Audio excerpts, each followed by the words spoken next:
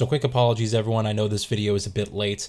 Honestly, I was debating even doing this impression video to begin with, but this past month I've been kind of going through a lot of the games that I missed earlier this year and playing through them, and when I completed the Callisto Protocol at this point almost 2 weeks ago, I was just sort of on to the next game, and I had always planned to do an impressions video but just kind of never got around to it, and then time passed and I was just kind of debating not doing it at all, but I figured might as well get an impressions video up for the games that did release this month, the Callisto Protocol, and as well in the next couple of days I'm going to have a Need for Speed Unbound impressions video up for you guys. So be on the lookout for that. Those will be uploaded in a short time span around this weekend. So here we go. The Callisto Protocol is a very interesting game to me because it had seemingly everything going for it. And like many of you guys, I was highly anticipating this game. We had a new franchise here that was single player, narrative focused, a brand new studio that was being led by many of the creators behind the original Dead Space games. So the Callisto Protocol was very much a highly anticipated game of mine, and I just couldn't wait to get my hands on it. Leading up to me actually playing the game, when I unboxed it, the reviews had come out and they were mixed, surprisingly. I'm sure you heard by now that this game is not for everyone. Some people have said they absolutely love it. Some people have said it's pretty mediocre. It's not the game that they were originally expecting, and that it's a bit wonky and feels half-baked at times. I have to say that my initial impressions of playing the Callisto Protocol was extremely exciting. From the moment I started playing the game, I just fell in love with everything on screen. What you're watching right now is footage of the PlayStation 5 version, and I have to say that this is one of those games that is a true next generation game, and it's so interesting for me to say that because it is, known as a cross-generation game. You can get this game on PlayStation 4, you can get it on Xbox One. Yet the next-gen versions, and specifically the quality mode, which you're seeing right now, this is the highest graphical fidelity that you can currently get on the console version. This game gave me a graphical presentation that I felt was on par with many of the high quality AAA exclusives that we were getting with these brand new consoles. The last time I sort of got this wow factor when I was playing a game was Horizon Forbidden West earlier this year, and the Callisto Protocol sits comfortably alongside it as one of the most visually impressive games that I have ever played. The technology and just the amount of detail, the asset quality that's on display, everything that you're seeing on screen creates one of the most filmic, one of the most tense, and just graphically beautiful experiences that I have ever seen running in a real-time video game.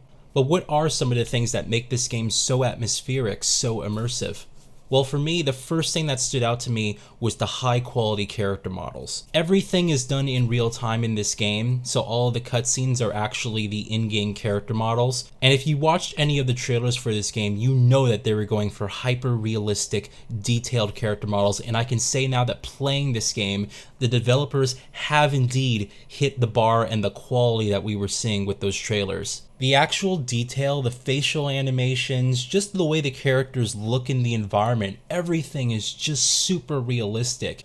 Individual hair strands on the character are actually rendered and modeled. The clothing, the material, the skin quality of these people, and just everything in between is astounding at times. I couldn't tell you how many times my jaw dropped just looking at this game in motion. When you're walking around, your main character kind of looks around the environment as if he's hearing noises behind him and around him, and it just adds a lot of placement to what you're actually doing in the game and what's going on around you. Everything feels very cohesive and connective. I especially love the individual bands of sweat that sort of pour over the character's face. It just looks phenomenal. Now, coupled with these highly detailed characters is some of the most impressive lighting that I have ever seen in a video game. In fact, I might just go out there and say this is the best lighting that I have ever seen in a video game. Here's the kicker though, if you actually watch some of the trailers that we did get before, you'll see that the developers did unfortunately have to downgrade certain elements of the lighting. Certain scenes that you can play back from the original trailers versus what we actually have with the full release of the game unfortunately do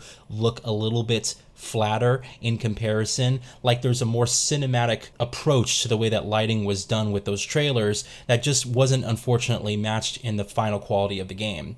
However, I had to actually look up and compare what I was seeing in the game versus those trailers to actually tell the difference. The bottom line is what we have here, downgrade or not, is some of the most incredible lighting that I have ever seen in a video game, and I think will stand as one of the prime examples for how lighting should be done in a horror game. They enhance the atmosphere. And what's so impressive is there's so many volumetric effects going on. The environments around you are lit with this sort of volumetric smoke and fog. Like there's a denseness to the air, a stuffiness to the way that the environments feel. And as you're moving around them, you'll see like this haziness sort of that's in the air, and it kind of affects your visibility and just adds again to that sort of atmospheric creepy nature that this game embodies. This is what sort of brings the creepiness factor to a lot of the levels. It's the flickering lights, it's the dense sort of, air that's sort of in the rooms with you. And all this sort of affects your visibility, and again, just adds to that sort of tension as you're playing through the game, exploring these levels. I was also super happy to see that the developers utilized a lot of ray tracing techniques on the next generation version.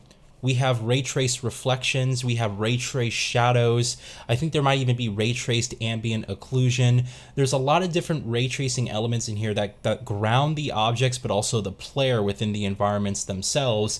And I feel that switching between the quality mode and the performance mode, because they turn off the ray tracing for those modes, it is such a stark difference at times, because the way that certain objects are rendered, they lose their sheen, they lose their sort of property. Like metal doesn't seem as properly placed within the environment without those effects going on. The bottom line is I can't speak enough about the beauty of the graphics on display. It's astounding to me that we have a new studio here that is utilizing a last generation engine. This is Unreal Engine 4 with all these, updated effects that they've sort of gone in and added, like ray tracing and all this stuff.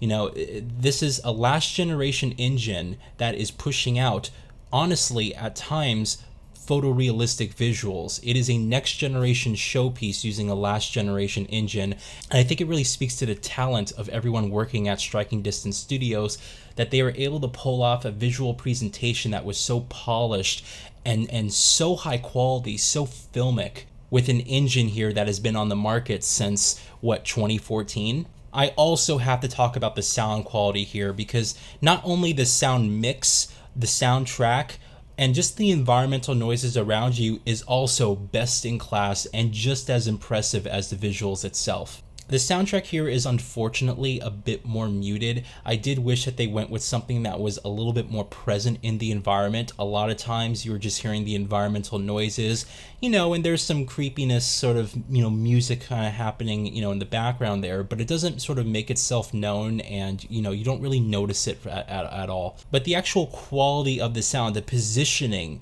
of all the stuff happening around you. I mean, just for reference, I was playing this on a 5.1 capable surround sound bar, and I was still getting some of the best channel separation from a sound bar that honestly shouldn't be doing as good of a job as some of these higher end sound systems. But the quality of what I was getting on display, and I could easily tell where things were located even with a setup as rudimentary as mine. I think headphone users are going to be in for a reference quality soundscape. And if you have a surround sound system or a Dolby Atmos system, even better, you're going to have a game here that is going to push your hardware to its limitations. One of the standout moments for me with the sound is that I saw an enemy that was on the floor below me. I was on top of a balcony looking down on him. And the enemy below me noticed that I was up there. He jumped into the vent to the side of him, and all you hear throughout the walls is the banging of this enemy going through the vents. And you can hear him as he gets progressively closer to the vent on the balcony. He jumps out and starts attacking me. I knew exactly where he was within the walls. And again, you could anticipate when he was coming out at the exact moment, thanks to the incredible sound quality that this game offers. It honestly needs to be experienced yourself. And if you don't have an environment where you have a capable sound system, capable headphones or whatever, this is the game that you're gonna want to invest in something high end to experience it. At least for me, like, I want to play this game over again when I build my Atmos setup myself, because this is reference quality stuff. It's super impressive, and I was blown away just by using a sound bar, so that alone says something. So far we have a presentation here that is AAA quality and honestly best in class. Now we get onto the gameplay, now we get onto the narrative, and this is where I see people complain the most about this game. Now admittedly, when I was going into this game, I was expecting something similar to Dead Space. I mean, you have the main creative director behind this game, who was the main producer of the original Dead Space, talking about how big of an inspiration Dead Space was and how he was using all those elements, and that game was really the one that put him on the map. And I think it's fair to say that a lot of people went into this game expecting a more or less Dead Space style clone. This game is not Dead Space. In fact, it doesn't even come close to Dead Space. Dead Space was about strategic gunplay. You have to strategically shoot off the limbs of enemies. They come rushing at you, and limb dismemberment was a strategic part of how you dealt with the enemies that were coming towards you. Limb dismemberment is in this game, and that is still very much a factor, that you can shoot off an enemy's legs and they'll come crawling at you. They'll sometimes be slower. You can shoot off certain arms and they'll only be able to attack you with one of their arms, versus the other. So that is very much still a present element that was borrowed from Dead Space that is in this experience. However, the way that you play this game is almost entirely different. This game is not Dead Space. In fact, I wouldn't even call this game a third-person shooter. It has third-person shooting elements, over the shoulder. You can definitely fire at an enemy. However, guns are your secondary option. It is a secondary approach to the way that you deal with the enemies at hand here. The Callisto Protocol is a melee-focused combat game, first and foremost. Your main way of dealing damage to these enemies is by using your stun baton, dodging enemies' attacks, and hitting them when you have open timing windows. I was so surprised when I immediately started playing this game, because the game put all of its emphasis on the actual melee combat, and I think this is where people actually started disliking the game, because it doesn't play like Dead Space at all. It looks like Dead Space, right? It has that same camera angle. It has those same elements with, the heads-up display being integrated into the actual character. It has a lot of those same elements when it comes to the design of the way it looks. But its approach to combat is one that is woefully unique. You're seeing gameplay of me right now, and you'll see that I rarely pull out my gun first. I always end up waiting for the enemy to come towards me, dodging their attacks, and making sure I'm dodging all of their attacks, because they'll come at you with follow-ups as well, in order to avoid taking damage as much as possible. You then have to time your attacks.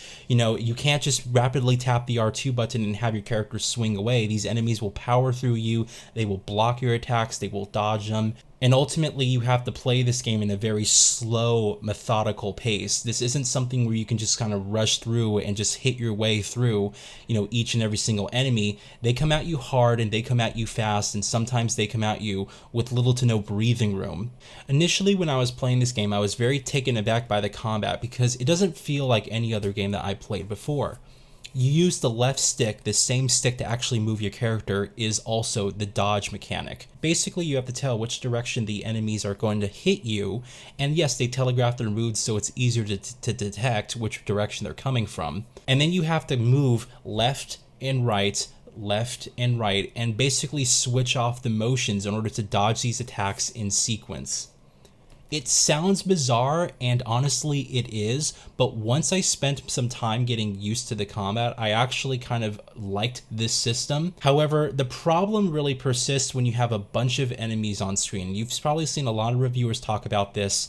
The main failing of the combat system for me isn't anything that has to do with mechanically the way that it feels, but rather it's the camera system. Unfortunately, there is no lock-on system with this game, and so you're at the mercy of whatever the game decides to actually give you. When a bunch of enemies are coming at you at once, they mostly wait their turn. If one's about to hit you, the others will kind of, stand back and wait for their turn before they actually come at you. So it's not like you have everyone coming at you at once.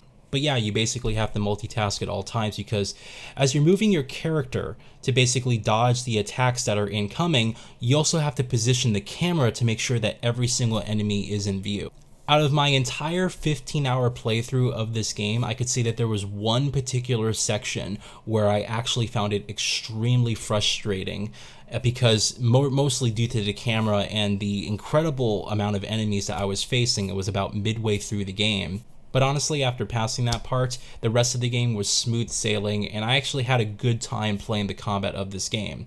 I just feel that a lot of people were expecting it to be more of an emphasis on the shooting, when in fact the weapons are entirely secondary. The entire point is that you deal out damage through melee combat. You then deal enough damage to stun an enemy, which allows you to basically fire at a weak spot, and then this deals additional damage with your guns. Yes, you can always, engage in gunfire first, and there was one enemy type where I actually found that using gunfire was more preferable to actually melee combat. But again, although this game kind of looks like Dead Space in a lot of ways and incorporates a lot of elements from Dead Space, unlike Dead Space, it is a melee focused combat game first. That is your main way that you attack enemies. So the first thing I did when I was upgrading my weapons is I fully upgraded my stun baton, and I had a fully upgraded stun baton for about 70 to 80% of the entire game, because I chose to focus on that first. I was selling all these items, and I found an overabundance of ammo, by the way, in the game, to the point where it felt like the game was trying to make me use my guns more, and I just ended up selling a bunch of ammo in exchange for a lot of credits to further upgrade my stun baton. So I was actually having a good time with the melee combat of the game. I felt that, again, there was one particular section where it just kind of failed, and that was more of a fault to the level design and all the enemies coming at you at once. Again, you have to sort of also worry about the camera, because the camera isn't the greatest in these elements, and this can also cause a lot of frustrations and stuff when you're playing the game. But I actually found it to be mostly an enjoyable experience, and I found it to be quite an interesting one at that. It doesn't play like any other game I've played before, and because the enemies are right up in your face, it just increases the tension and everything that you're doing in between. So I actually liked the gameplay. I actually had a great time playing this game. I thought it was a fun experience. Let's talk about the story really quick. This, for me, is where the game sort of falls short. It starts off very interesting, and it kind of gives you some interesting cues and sort of hints to work with, that I started piecing things together, and I ended up thinking about this really cool twist that I was sort of expecting the game to go in, because, it plays a lot with both psychological elements and, of course, the real horror threat that was kind of going around you. And so I had this idea sort of formulating in my head, and I was really interested, in where the story was actually heading. It seemed to just get more interesting and a little bit more deeper and whatnot. The characters themselves, they're not totally deep or anything. They're sort of there. Your main character, Jacob, he's all right. But the overall narrative of what's happening sort of around you, and the actual prison and stuff that you're sort of exploring and involved in, that all was very interesting from the start. However, the twist I ended up coming up with in my mind was infinitely more interesting than the twist we actually ended up getting in the full release. I'm not going to spoil those story elements, because, I do believe the game should be experienced by itself on your own. But I was kind of let down by the story towards the very end, and unfortunately, it ends on a cliffhanger, which I really, really didn't appreciate. I didn't care for that at all. It just felt to me that the developers were really building towards something, very grand, very epic, and they sort of just lost sight of it, or almost that they were building a much larger game, and they felt that they had to cut out parts a lot towards the end in order to hurry up and kind of conclude the main story of what was going on. It felt very anticlimactic for me, like it was sort of missing something, like there needed to be an extra level or two towards the end to sort of really draw you in. But ultimately, the twist that we ended up getting at the very end of the story just felt very cliche and very much horror trope. Like I've seen this story happen before. There was one point towards the end where the villain is giving his monologue, and it was like the most generic, most cliche monologue that every villain dealing with this type of situation gives. It was like you could have taken exactly what he said, placed it in, any other similar story, and it would have just worked. It was like the dialogue sort of fell apart in that section. And it just ended up feeling, very half-baked. And I just wish there was a little bit more creativity, and I just wish there was a little bit more of a risk factor that they would have taken with the storyline. Especially the twist that I was coming up with. I was getting excited. I was like, oh, this could really end in a very cool, very interesting way. And unfortunately, what we got in place of what I was coming up with was just it just felt really out of place for what is an otherwise stellar and phenomenal experience that I was having with the game. So I feel the Callisto Protocol here is an outstanding first attempt. I don't know if saying first attempt is really appropriate. I mean, you have a studio here that is filled with some of the best in the industry, and I know that a lot of people went into this with sort of their expectations that they were going to get a Dead Space, you know, similar style game, and this isn't Dead Space. And I really want to make sure that point really comes across very well, because this game is not Dead Space. If you go into this game expecting a Dead Space similar style game, you're going to come back very, very disappointed. This is a melee focused combat game.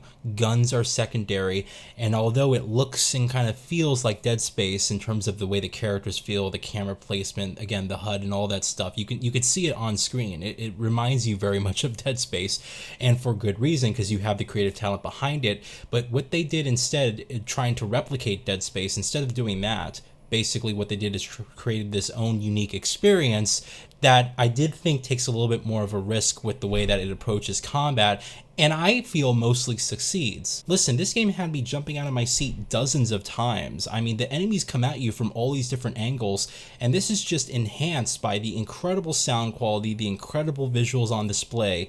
I don't know how anyone can kind of look at this and say, oh, it's complete shit, you know? If this is a complete shit game to you, I would really like to see the other games that you play, because at the very least what we have here is a game that sets a new standard for graphical presentations and lighting in video games, as well as sound design. Everything about the presentation is AAA quality. But it's not perfect. There are some issues with the camera system as it relates to the combat of the game. I do feel the story could have taken more risks and done something more interesting and unique. But overall, I can't deny that I had a great time playing this game. I was immersed the entire way through it, and I was creeped out. Again, I did jump out of my seats. I have videos of me that I uploaded on Twitter. You can hear me in the background as the enemies come at you. I'm like, oh my God, you know, because they just take you by complete surprise. On a final note here, I will say that as far as horror video games go, I wasn't really scared of this game, right? It didn't really scare me as much as it just made me feel tense. As far as horror games go, this is one of the most intense ones that I have ever played, at least in quite some time. I was on the edge of my seat and jumping out of it more times than I could count.